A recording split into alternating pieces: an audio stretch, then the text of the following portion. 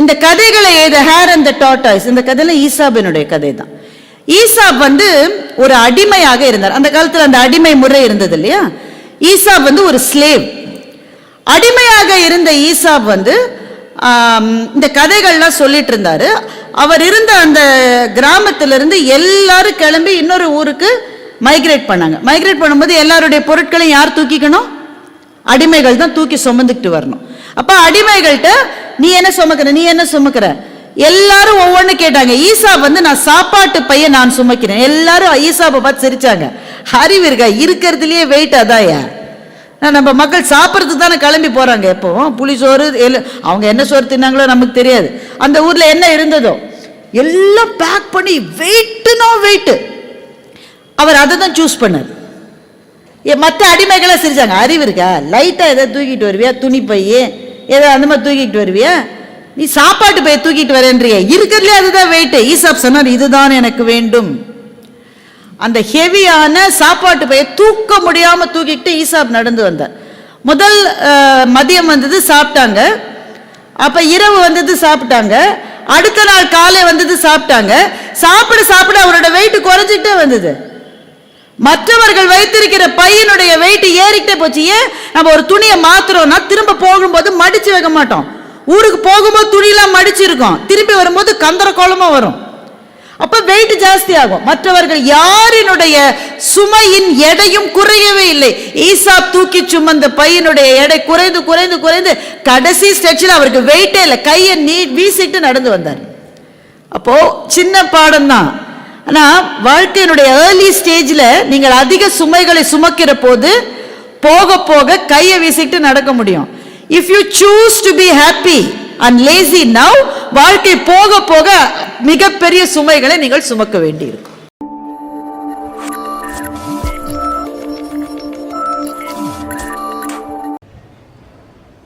நீங்க உங்க எல்லாத்தையும் நான் கேட்கிறேன். நான் முன்னாடி சொன்ன மாதிரி இந்த பக்கம் பார்க்காம இந்த பக்கம் பார்த்து நான் பேசிட்டு இருக்கேன். நான் உங்க எல்லார்கிட்டயுமே கேட்கிறேன், நம்முடைய அம்மாக்களுக்கு நாம் என்ன செய்து விட முடியும்? என்ன செய்யலாம் அம்மாவுக்கு? என்ன இந்த பணம் ஏதோ திரும்பி வந்திருக்கு சில குழந்தைகளுக்கு, அதுல ஏதாவது கிஃப்ட் வாங்கி தரலாமா? அம்மாவுக்கு ஃபோன் ஏதாவது வாங்கி கொடுக்கலாமா? ஒரு பட்டுப்படை வாங்கி கொடுக்கலாமா? நாளைக்கு நான் வேலைக்கெல்லாம் போயிட்டா எங்க அம்மாவுக்கு ஒரு 4 பவுன்ல செயின் வாங்க முடியாது, 2 பவுன்ல வாங்க முடியாது. அதெல்லாம் செய்வோம் நாங்க. உங்க அம்மா உங்களுக்கு செஞ்சதுக்கு இதெல்லாம் போறோம்னு நினைக்கிறீங்களா? இப்ப இல்ல. ஆனா எனக்கு ரொம்ப ஆசையா இருக்கிறது ஒரு விஷயம்தான். ஒரே ஒரு நாள் மட்டும் எங்க அம்மா திரும்பி வந்தாங்கன்னா, அம்மா பாருங்க நான் எவ்வளவு செஞ்சிருக்கணும்மா, எதுவுமே செய்யலம்மா, எதுவுமே செய்யலம்மா அப்படின்னு ஒரு மன்னிப்பாது கேட்கறதுக்கு எனக்கு ஒரு வாய்ப்பு வேணும்னு நான் நினைக்கிறேன். நீ என்கிட்ட எல்லாம் இருக்கு, என்கிட்ட இல்லாததே இல்லை. கடவுள் நிறைய வசதியை கொடுத்துருக்காரு, பெரிய பொசிஷன் இருக்கு, புகழ் இருக்கு, நல்ல அருமையான கணவர் இருக்காரு, 2 குழந்தைகள் இருக்காங்க. What else to you need in life? எனக்கு அந்த ஒரு நாள் வேணும். எங்க அம்மாவை நான் திரும்பி பார்க்கணும். நான் எல்லாத்தையும் கொடுக்க தயாரா இருக்கேன். ஆனா அந்த ஒரு நாள் எனக்கு திரும்பி கிடைக்கவே கிடைக்காது. எனக்கு வராத வாய்ப்பு அது ஒன்றுதான். எவ்வளவு செஞ்சிருக்கமா, நீ ஏமா அவ்வளவு தூரம் நடந்து வந்த, எதுக்குமா டிஃபன் பாக்ஸ் கொடுத்துட்டு கொடையை கூட இருக்காம ஏமா திரும்பி போனேன்? I love you so much, thanks for everything you did. ஏதாவது சொல்லணும் எங்க அம்மாட்ட நினைக்கிறேன். வாய்ப்பே இல்லை பாருங்களேன். என்ன என்னுடைய அன்பான குழந்தைகளை, கடவுள் அந்த வாய்ப்பை உங்களுக்கு நிறைய கொடுத்திருக்கிறார். நழுவ விட்டு விடாதீர்கள். அம்மாவுக்கு ஏதாவது செய்யணும்னா போன் வாங்கி கொடுக்கலாம், புடவை வாங்கி கொடுக்கலாம். இங்க அந்த வீட்டுல வெற்றி பெற்ற மாணவரனுடைய அம்மாவும் பாட்டி இங்க வந்திருந்தாங்க. அந்த பாட்டி அம்மாவுக்கு கண்ணிலெல்லாம் தண்ணி இருக்கு. அப்படியே அவங்களுக்கு என்ன செய்ய முடியும்? பதிலுக்கு ஒன்னே ஒண்ணு செய்யலாம். இங்கே அவர்கள் கண்ணீர் மல்க நின்று விட்டு சந்தோஷமா இறங்கி போனாங்கல்ல, அந்த பெருமையை அவர்களுக்கு கொடுக்க உங்களால் மாத்திரம்தான் முடியும். மாணவர்களே, நீங்கள் மாத்திரம்தான் அவர்களுக்கு அந்த பெருமையை கொடுக்க முடியும். பையன், என் பொண்ணு +2 நல்ல மார்க் வாங்கியிருக்கு, அங்க அட்மிஷன் கிடைச்சிருக்கு, இங்க அட்மிஷன் கிடைச்சிருக்கு. இந்த 4 பேரிடம் போய் பெருமையாக சொல்லி, அவங்க என்ன மதத்தை சேர்ந்தவர்களோ அந்த சாப்பிட்ட போய் அவங்க ஒரு நன்றியை சொல்லிவிட்டு திரும்பி வருகிற போது முகத்தில் அப்படி ஒரு பளபளப்பு இருக்குல்ல, முகத்தில் அந்த புன்னகையை கொடுக்கிற வாய்ப்பு உங்களுக்கு இருக்கிறது, எங்கள பல பேருக்கு இல்லை. So make use of that opportunity. வாழ்க்கையில நீங்க எதை இழந்தாலும் அது திரும்ப பெறலாம். நீங்க ரொம்ப சின்ன பிள்ளைங்கல்ல, ஓரளவு அடலசன்ட் ஏஜ்ல தான் இருக்கீங்க, அதனால உங்ககிட்ட தைரியமா பேசலாம். வாழ்க்கையில எது போனாலும் திரும்பி வரும். ஒரு பஸ் போனா இன்னொரு பஸ் வரும். உங்களுடைய வாழ்க்கையில் நாளைக்கு காதல் வரலாம், ஒரு காதல் போனா இன்னொரு காதல் கட்டாயம் வரும். எது போனாலும் திரும்பி வரும். ஆனால் நழுவ விட்டு விட்ட சந்தர்ப்பங்கள் ஒரு நாளும் வாழ்க்கையில் திரும்ப வராது. இதை தயவு செய்து நழுவ விட்டு விடாதீர்கள். To make your mother and your father as proud parents. இந்த ஒன்று தான் இப்போ நீங்க கான்சென்ட்ரேட் பண்ண வேண்டிய விஷயம். இதைத்தான் உங்களிடம் சொல்லுவதற்காக நான் சென்னையிலிருந்து இவ்வளவு தூரம் வந்திருக்கிறேன் என்னுடைய அன்பான குழந்தைகளே. 2வது விஷயம், என்ன எல்லாரும் அப்படியே உறைஞ்சிருக்கீங்க? ஓகே தானே? நான் சொன்னது புரிஞ்சுது தானே? செய்யலாம் தானே? அதை செய்யலாமா இல்லையா? செய்வதற்கான வாய்ப்பு உங்கள் கையில் இருக்கிறதா இல்லையா? அதை ஒன்றைத்தான் நம்முடைய அப்பா அம்மாவுக்கு நான் திரும்பி செலுத்த முடியும். நீங்க அம்மாவை பத்தியே தானே சொன்னீங்க, அப்பாக்கள்லாம் என்ன வேஸ்டா அப்படி நீங்க இருக்கிற சில அப்பாக்களுக்கு தோன்றும். அப்பாக்களினுடைய பிரச்சனை என்னவென்றால், அம்மாக்களாவது வாயை திறந்து சொல்லிட்டே இருப்பாங்க, நான் எவ்வளவு கஷ்டப்பட்டு உன்னை பெத்தேன் தெரியுமா, எவ்வளவு கஷ்டப்பட்டு உன்னை வளர்த்தேன் தெரியுமா, உனக்கு ஒவ்வொரு நாளும் சோத்தை நான் தானே வடிச்சு வடிச்சு கொட்டினேன் சொல்லுவாங்க அம்மாக்கள். அதை கூட சொல்ல முடியாதவர்கள் அப்பாக்கள். இப்போ இங்க +2 படிக்கிற பசங்கள்ல நிறைய பேர், தேங்க்யூ, இந்த ஒரு கைதட்டல் தான் அவங்களுக்கு. உலகத்தில் யாருமே அவங்களை இது மட்டும் பாராட்டல, எல்லாரும் அம்மாக்களைத்தான் பாராட்டி கொண்டிருக்கிறார்கள். இங்க உங்களை எத்தனை குழந்தைகளுக்கு திண்டுக்கல்லையே இருந்து படிப்பதற்கான வாய்ப்பு கிடைக்கும்னு எனக்கு தெரியாது. நிறைய பேர் வேறு நகரங்களுக்கு போவீங்க, படிச்சு முடிச்ச பிறகு வேறு நாடுகளுக்கு கூட போக வேண்டி இருக்கலாம். வேற ஊர்களில் இருக்கிற காலேஜஸ்க்கு, அது என்ஜினியரிங் காலேஜோ மெடிக்கல் காலேஜோ லா ஸ்கூல்ஸோ எங்க போறீங்க எனக்கு தெரியாது. அங்க போய் ஹாஸ்டல் இருந்ததுன்னாக்க அந்த ஹாஸ்டல்ல உங்களை விடுறதுக்குன்னு ஒரு நாள் இருக்கும். நான் தமிழகம் முழுக்க இருக்கிற நிறைய கல்லூரிகள்ல அந்த பிகினர்ஸ் டேன்னு ஒன்று கொண்டாடுவாங்க. அதுல நான் போய் பேசியிருக்கேன். அன்னைக்கு தான் வரும் எல்லாம் பொட்டி படுக்கையோட. அது மட்டும் அப்பா அம்மாவோடையே இருந்துட்டு முதல் முறையா அவங்கள பிரிஞ்சு வேற ஒரு நகரத்துக்கு போய் ஹாஸ்டல்ல சேர்றதுக்கான நாள். அந்த ஹாஸ்டல் ரூமுக்கு பார்த்த உடனே அதுக்கெல்லாம் பக்குங்க. ஏன்னா வீட்டில் நல்ல சௌரியமா இருந்துட்டு வந்த பிள்ளைகள் தானே. எவ்வளோ பேர் ஹாஸ்டல்ல, ஒரு ரூம்ல 4 பேர். உடனே அந்த கமல்ஹாசன் படம் இருக்கு, அதில் மாதிரி what is the procedure to change the room என்று நிறைய பிள்ளைகள் கேட்பதை நானே பார்த்திருக்கிறேன். அப்போ அந்த அம்மாக்கள்லாம் அங்கேயே உட்காந்து அழறதை நான் பல இடத்துல பார்த்துருக்கேன். ஏன்னா அது மட்டும் பிள்ளைய பிரிஞ்சதில்லை, அங்கேயே உட்காந்து அழும். எல்லாருடா கண்ணு, நீ உடம்பு பார்த்துக்கணும், அம்மாவை மறந்துடாதுராக்கன்னு. போமா அதான் தினம் வீடியோ கால் 10 தடவை பண்ணி உயிர் எடுக்க போற, எதுக்குமா கிளம்பு அப்படின்னு அந்த பையன் சொல்லுவான். அங்கேயே பிழிய அழுதுட்டு, நல்லா சாப்பிடு, நீ இந்த ஹாஸ்டல்ல சாப்பாடு சுமாராக தான் இருக்கான், வெளியிலேருந்து வாங்கிக்க, வேணும்னா ஸ்விக்கி பண்ணிக்க, நான் தான் அரேஞ்ச் பண்ணுறேன், ஏதாவது ஒன்று சொல்லிட்டு அழுது புலம்பிட்டு தலையை வாரி கட்டிக்கிட்டு அங்கே அந்த அம்மா போயிடாரு. அப்பா கூட கிளம்பு டைம் ஆச்சு, எவ்வளோ நேரம் இங்கே நிற்க, கிளம்பு அப்படின்னு தான் அப்பா சொல்லுவார்.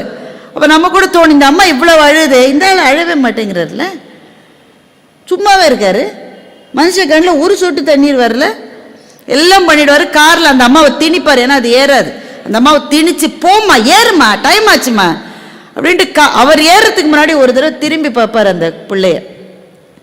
ஒரே ஒரு பார்வை தான், அந்த பார்வை தான் எல்லாவற்றையும் சொல்லும். அன்று இரவு அந்த தகப்பன் தூங்க போகும்போது அவருடைய தலையணை நனையாமல் இருக்கும் என்றா நினைக்கிறீர்கள் குழந்தைகளை? வெளியில சொல்ல தெரியாத ஒரு ஜாதி என்றால் அது அப்பாக்கள் என்கிற ஒரு ஜாதி தான். சொல்ல தெரியாது, வார்த்தை கிடையாது, ஆனால் அந்த நெஞ்சிலே இருக்கிற பாசம் இருக்கிறதே அத்தனை மகத்தானது, அத்தனை பிரம்மாண்டமானது. அதனால் நான் ஒன்றும் உங்களுக்கு அட்வைஸ் பண்ணலாம் வரல, நல்ல மார்க் வாங்கணும், நீங்க கணக்கில் சென்டம் தான் வாங்கணும், இதெல்லாம் சொல்றதுக்கு நான் யாரு? You fix your own target. Don't let anyone else fix your targets. அது உங்க கூட இருக்கிற ஃப்ரெண்டா இருக்கலாம், உங்க ஸ்கூல் பிரின்சிபலா இருக்கலாம், உங்க ஆசிரியரா இருக்கலாம், உங்க அம்மாவா இருக்கலாம். Don't let anyone fix your targets. You fix your targets. ஆனால் எனக்கான டார்கெட் என்ன? எனக்கு என்ன டார்கெட்? எப்படியோ பாஸ் பண்ணி வெளில வந்தா போகணும், இப்படி நீங்க நினைச்சா அது டார்கெட்டே இல்லை. ஏனென்றால் இந்த மண்ணினுடைய ஆதி புத்திசாலியான வள்ளுவன் ரொம்ப ரொம்ப ரொம்ப சிம்பிளா நமக்காக ஒரு ரூலை சொல்லிட்டு போயிருக்காது. உள்ளுவதெல்லாம் உயர் உள்ள. இதைவிட சுருக்கமாக, இதைவிட சிறப்பாக டார்கெட் பிக்சிங்க பத்தி இந்த உலகத்தில் இதுவரை வேறு யாருமே சொன்னதில்லை. உள்ளுவதெல்லாம் உயர் உள்ளல், மற்றது தள்ளினும் தள்ளாமை நீர்த்து. நீ நல்ல டார்கெட்டை பிக்ஸ் பண்ணிட்டு ஒருவேளை அதை விட கொஞ்சம் கம்மியா வாங்கிட்டா கூட இட் இஸ் ஸ்டில் கிரெடிட்டபிள் என்று வள்ளுவர் சொல்லுகிறார். உள்ளுவதெல்லாம் உயர் உள்ளல், மற்றது தள்ளினும் தள்ளாமை நீர்த்து. அது தள்ளி போனா கூட நீ அதை அச்சீவ் பண்ணதுக்கான பெருமை உனக்கு கிடைக்கும். ஏன்? You really fixed tough targets. அப்படிதான் டார்கெட் ஃபிக்ஸ் பண்ணா நீங்க அது செய்யணும், நீங்க தான் செய்யணும். நான் இப்பதான் +2 படிக்கிறேன், இப்பதான் 10th படிக்கிறேன், எனக்கு டார்கெட் ஃபிக்ஸ் பண்றதை பத்தி என்ன தெரியும்? உங்களுக்கு தான் தெரியும். உங்க அப்பா அம்மா ஃபிக்ஸ் பண்ற டார்கெட் எல்லாமே ரிலேட்டிவ் டார்கெட்ஸ். கம்பேர் பண்ணி தான் அவங்க டார்கெட் ஃபிக்ஸ் பண்ணுவாங்க. பக்கத்து வீட்டு ரமேஷ் அங்கிளோட பையன் இருக்கால, அந்த விளங்காத முத்து, அவனே 100 வாங்கிட்டான், நீ வாங்க முடியாதா? இந்த முத்து விளங்கினவனா விளங்காதவனான்னு நமக்கு தெரியாது. சோ ரிலேட்டிவ் டார்கெட்ஸ் இல்ல, உங்களுக்கான டார்கெட்டை நீங்க ஃபிக்ஸ் பண்ணுங்க. What am I capable? எனக்கு என்ன தெரியும்? எல்லாமே நல்லதா இருக்கு. இந்த கெமிஸ்ட்ரியில ஆர்கானிக் கெமிஸ்ட்ரி ஒருத்தன் கண்டுபிடிச்சானு, அவன் மாத்திரம் என் கையில கிடைச்சா. இந்த ரேஞ்சில் சில பேர் பாட்னி எடுத்திருப்பீங்க. ஒரு பேரை வச்சா என்னையா பிரச்சனை உங்களுக்கு?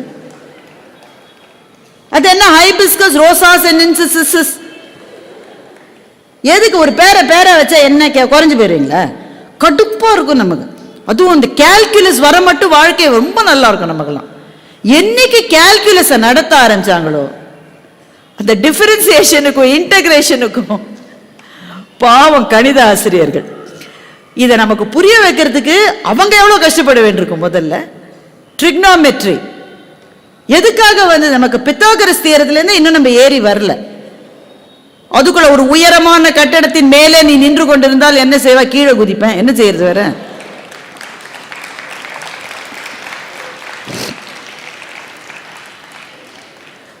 So you fix your target. சிலதுல கஷ்டமா தான் இருக்கும். எல்லாருக்கும் எல்லாம் ஈஸி இல்லை. மிகச் சிறப்பாக ஆங்கிலம் வருகின்ற ஒரு குழந்தைக்கு கணக்கில் சில தடுமாற்றங்கள் இருக்கலாம். சில பேர் they are extremely number friendly. கணக்குல அவனுக்கு பிரச்சனையே இருக்காது. அவன் பார்த்த உடனே அவன் மனசுக்குள்ள அந்த ஸ்டெப்ஸ் வந்துடும். பார்த்த உடனே அவனுக்கு தெரிஞ்சிடும், x = 2 அப்படின்னு சொல்லிட்டு போவான் எக்ஸாம்ல இருந்து. நம்ம வாயை மூடிட்டு இருப்போம், ஏன்னா நமக்கு 1300 ஆன்சர் வந்துருக்கு. வந்துதான் வரலையா? நாங்களாம் எவ்வளவு கேவலப்பட்டிருக்கோன்றீங்க. சில பேர் எழுந்திருச்சு கிராஃப் ஷீட் கேட்பாங்க எக்ஸாம்ல. எனக்கு எங்க கிராஃப் இருக்குன்னு தெரியாது. அப்புறம் இந்த மெயின் ஷீட்னு ஒன்று கொடுப்பாங்க. எனக்கு மெயின் ஷீட்ல இன்னும் 5 பேப்பர் பாக்கி இருக்கும். அதையே நான் முடிக்க மாட்டேன். அதுக்குள்ள ஒருத்தர் எழுந்து எக்ஸ்ட்ரா ஷீட் கேட்பான் பாருங்க, விளங்கவே மாட்டோம், நம்ம சபிக்கிற மாதிரி. So everything is not easy for everybody, but you fix your target. எனக்கு இதுல நான் இன்னும் கொஞ்சம் முயற்சி செஞ்சா எனக்கு இவ்வளவு வரும். This is my target and set high targets for you, not soft targets, hard targets. ஏன் நான் ஏன் இப்படி செய்யணும்? நான் ஏன் ஜாலியா இருக்க கூடாது? எப்படியும் எங்க அப்பா அம்மா கஷ்டப்பட்டு காசை கட்டி ஏதோ ஒரு அட்மிஷனை வாங்கிடுவாங்க, நான் ஏன் கஷ்டப்படணும் என்று நினைக்கிறீர்களா இல்லையா? உங்களில் சில பேர் அப்படி நினைக்க கூடும். அப்படி நினைச்சா ஒன்னும் தவறு இல்லை. உங்களுக்காக ஒரு சின்ன கதை. ஈசாப்பை பத்தி கேள்விப்பட்டிருக்கீங்களா? ரொம்ப ரொம்ப நமக்கு தெரிந்த பல சின்னஞ்சிறு கதைகளை எழுதியவர் ஈசாப் தான். ஈசாப் ஃபேபிள்ஸ்னு சின்ன பிள்ளையா இருந்த போது நம்ம ஒருவேளை படிச்சிருப்போம். இந்த கதைகளை The Hare and the Tortoise, இந்த கதையில ஈசாபினுடைய கதை தான். ஈசாப் வந்து ஒரு அடிமையாக இருந்தார். அந்த காலத்தில் அந்த அடிமை முறை இருந்தது இல்லையா. ஈசாப் வந்து ஒரு ஸ்லேவ்.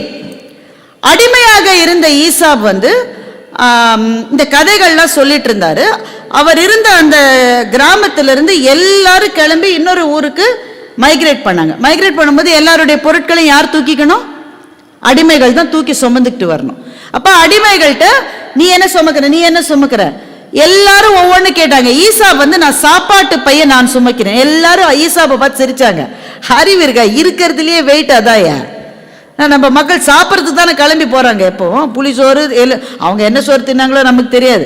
அந்த ஊர்ல என்ன இருந்ததோ எல்லாம் பேக் பண்ணி வெயிட்னா வெயிட். அவர் அதை தான் சூஸ் பண்ணார்.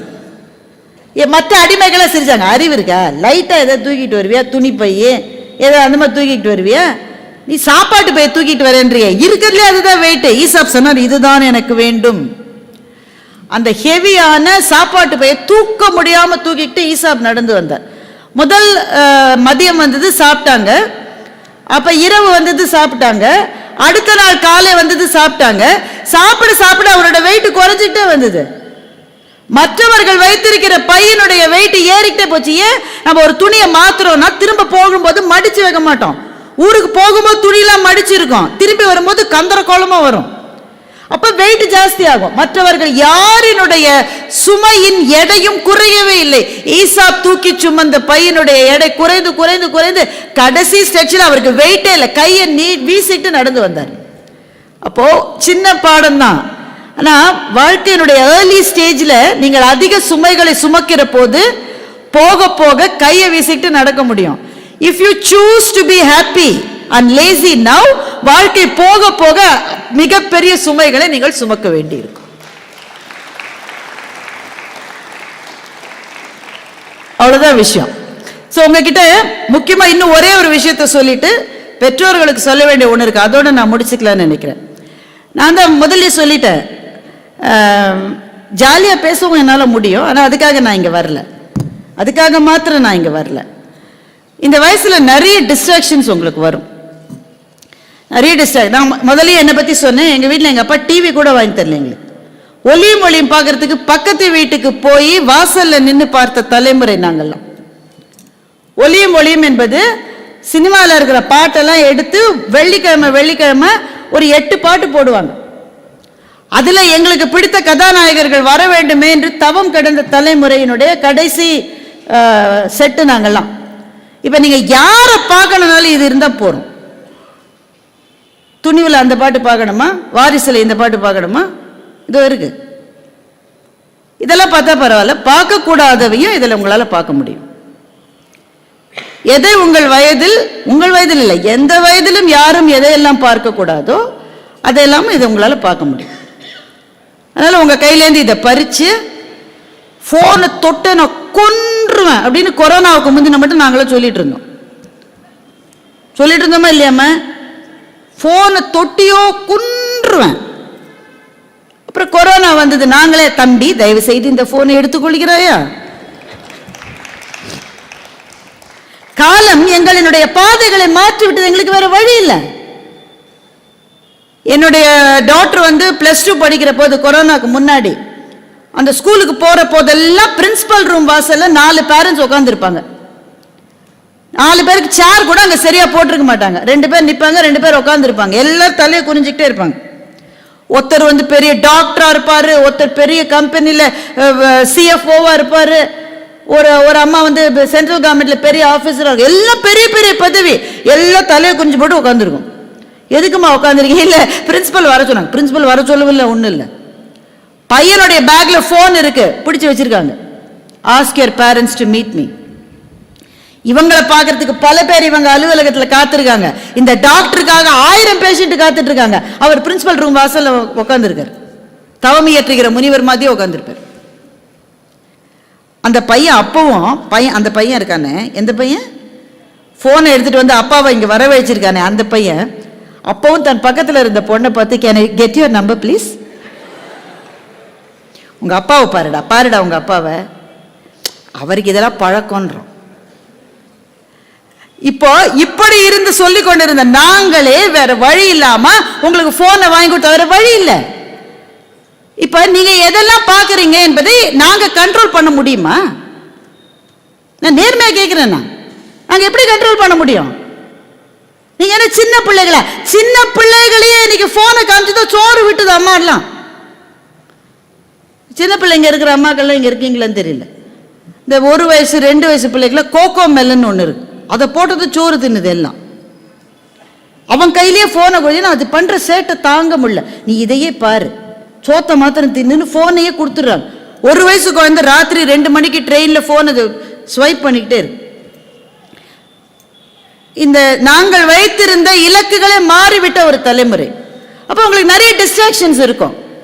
இதை பத்தி ஓப்பனா நீங்க பேசுறதுல எந்த தப்பும் கிடையாது. நிறைய டிஸ்ட்ராக்ஷன்ஸ் இருக்கு. I am troubled. Some of you, maybe very very few of you, might have got into some relationships already. இதெல்லாம் பேசுறவங்க போற வந்து இதைதான் பேசணும், இதைதான் பேசணும். இப்ப you should never get into any relationship னு சொல்றதுக்கு நான் ஆள் கிடையாது. சங்க காலத்திலிருந்தே காதல் இருந்திருக்கு. என்ன சொல்றேன், முட்டாள்தனமா போய் மாட்டிக்காதீங்கன்னு மாத்திரம் உங்ககிட்ட நான் சொல்றேன். முட்டாள்தனமாக போய் மாட்டிக்கொள்ளாதீர்கள். இப்போ உங்க வீட்டுக்கு போறீங்க, அம்மா ரொம்ப பசிக்குதுமா, என்னம்மா இருக்கு? சோறு இருக்கு, சாம்பார் இருக்கு, குடு குடு. ஐயோ பசி, குடு. உங்க அம்மா என்ன பண்ண, ஒரு என்னம்மா தொட்டுக்க என்ன இருக்கு? தொட்டுக்க ஒண்ணுமே இல்லடா. ஏதோ உனக்கு கொடுத்து தொல்லை, ஊறுகாய் இருக்கு கொடுக்கட்டா, ஏதோ உனக்கு குடுமா, பசிக்குதுமா. அம்மா பிளேட் எடுத்துட்டு வராங்க. பிளேட்ல 3/4 பிளேட்டுக்கு ஊறுகாய் வச்சிருக்கு, 1/4 பிளேட்டுக்கு கொஞ்சம் சோறு வச்சு கொஞ்சம் சாம்பார் வச்சிருக்கு. இப்படி உங்களுக்கு கொடுத்தா நீங்க என்ன சொல்லுவீங்க உங்க அம்மாவை? அறிவு இருக்கா, அறிவு இருக்கா, அறிவு இருக்கா? நானே பசி பசின்னு உயிரில் கையில் பிடிச்சிக்கிட்டு வரேன், 3/4 பிளேட்ல ஊறுகாய் வச்சிருக்கேன். அது சாப்பிடுவீங்களா நீங்க? சாப்பிட்டா அடுத்த நாள் ஹாஸ்பிட்டலில் தான் போய் அட்மிட் ஆகணும். அப்போ ஊறுகாய் என்பது ஓரத்திலே ஒரு டிராப் இருக்க வேண்டியது. உங்கள் வாழ்க்கையில் டிஸ்ட்ராக்ஷன்ஸ் என்பது ஊறுகாய் மாதிரி ஒரு டிராப் இருக்கணும். மொத்த பிளேட்லயும் ஊறுகாவை போட்டு தின்ன எவனுமே உருப்பட மாட்டான் என்பது எவ்வளவு உண்மையோ, மொத்த பிளேட்ல சோறு தான் இருக்கணும். ஏன்னா அதுதான் உங்கள் உடலுக்கு சக்தியை தரும். ஊறுகாவே இருக்கக்கூடாது, கண்ணை கட்டிக்கிட்டு வாழ் என்று சொல்லுகிற காலம் அல்ல. ஊறுகாய் இருக்கலாம், பட் ஊறுகாய் அளவு இருக்கணும். இன்சொலால் ஈத்தளிக்க வல்லார்க்கு தன்சொலால் தான்கண் தனைத்து உலகு முயூவ விளக்க உரை. இனிய சொற்களுடன் தக்கவர்க்கு பொருளை உதவி காக்க வல்ல அரசனுக்கு இவ்வுலகம் தன் புகழோடுதான் கருதியபடி அமைவதாகும். சாலமன் பாப்பையா விளக்க உரை.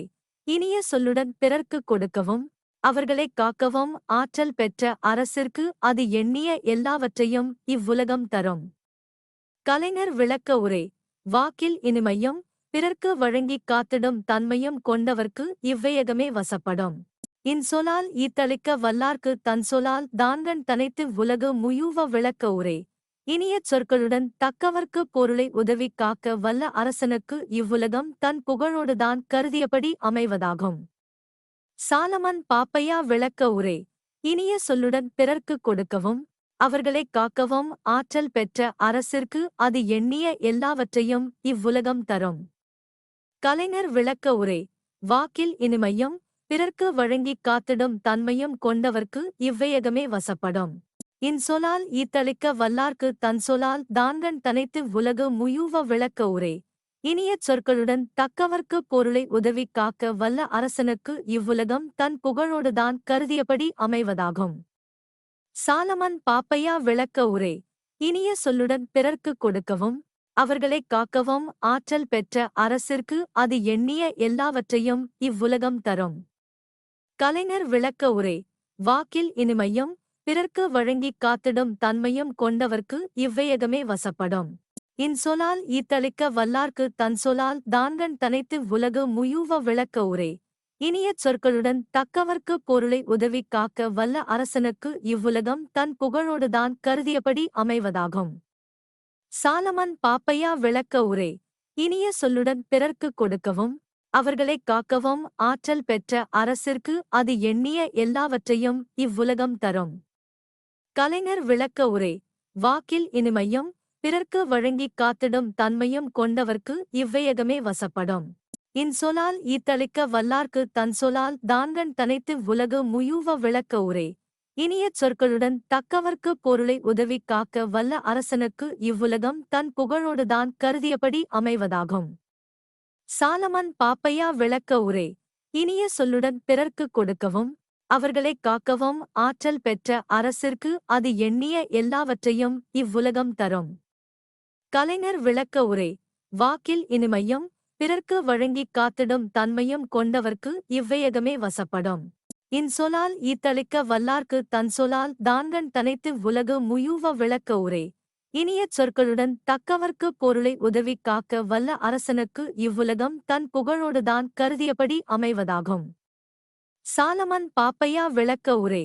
இனிய சொல்லுடன் பிறர்க்கு கொடுக்கவும் அவர்களைக் காக்கவும் ஆற்றல் பெற்ற அரசிற்கு அது எண்ணிய எல்லாவற்றையும் இவ்வுலகம் தரும். கலைஞர் விளக்க உரை. வாக்கில் இனிமையும் பிறர்க்கு வழங்கிக் காத்திடும் தன்மையும் கொண்டவர்க்கு இவ்வையகமே வசப்படும். இன்சொலால் ஈத்தளிக்க வல்லார்க்கு தன்சொலால் தான்கண் தனைத்து உலகு முயூவ விளக்க உரை. இனிய சொற்களுடன் தக்கவர்க்கு பொருளை உதவிக் காக்க வல்ல அரசனுக்கு இவ்வுலகம் தன் புகழோடுதான் கருதியபடி அமைவதாகும். சாலமன் பாப்பையா விளக்க உரை. இனிய சொல்லுடன் பிறர்க்கு கொடுக்கவும் அவர்களைக் காக்கவும் ஆற்றல் பெற்ற அரசிற்கு அது எண்ணிய எல்லாவற்றையும் இவ்வுலகம் தரும். கலைஞர் விளக்க உரை. வாக்கில் இனிமையும் பிறர்க்கு வழங்கிக் காத்திடும் தன்மையும் கொண்டவர்க்கு இவ்வையகமே வசப்படும். இன்சொலால் ஈத்தளிக்க வல்லார்க்கு தன்சொலால் தான்கண் தனைத்து உலகு முயூவ விளக்க உரை. இனிய சொற்களுடன் தக்கவர்க்கு பொருளை உதவிக் காக்க வல்ல அரசனுக்கு இவ்வுலகம் தன் புகழோடுதான் கருதியபடி அமைவதாகும். சாலமன் பாப்பையா விளக்க உரை. இனிய சொல்லுடன் பிறர்க்கு கொடுக்கவும் அவர்களைக் காக்கவும் ஆற்றல் பெற்ற அரசிற்கு அது எண்ணிய எல்லாவற்றையும் இவ்வுலகம் தரும். கலைஞர் விளக்க உரை. வாக்கில் இனிமையும் பிறர்க்கு வழங்கிக் காத்திடும் தன்மையும் கொண்டவர்க்கு இவ்வையகமே வசப்படும். இன்சொலால் ஈத்தளிக்க வல்லார்க்கு தன்சொலால் தான்கண் தனைத்து உலகு முயூவ விளக்க உரை. இனிய சொற்களுடன் தக்கவர்க்கு பொருளை உதவிக் காக்க வல்ல அரசனுக்கு இவ்வுலகம் தன் புகழோடுதான் கருதியபடி அமைவதாகும். சாலமன் பாப்பையா விளக்க உரை. இனிய சொல்லுடன் பிறர்க்கு கொடுக்கவும் அவர்களைக் காக்கவும் ஆற்றல் பெற்ற அரசிற்கு அது எண்ணிய எல்லாவற்றையும் இவ்வுலகம் தரும். கலைஞர் விளக்க உரை. வாக்கில் இனிமையும் பிறர்க்கு வழங்கிக் காத்திடும் தன்மையும் கொண்டவர்க்கு இவ்வையகமே வசப்படும். இன்சொலால் ஈத்தளிக்க வல்லார்க்கு தன்சொலால் தான்கண் தனைத்து உலகு முயூவ விளக்க உரை. இனிய சொற்களுடன் தக்கவர்க்கு பொருளை உதவிக் காக்க வல்ல அரசனுக்கு இவ்வுலகம் தன் புகழோடுதான் கருதியபடி அமைவதாகும். சாலமன் பாப்பையா விளக்க உரை.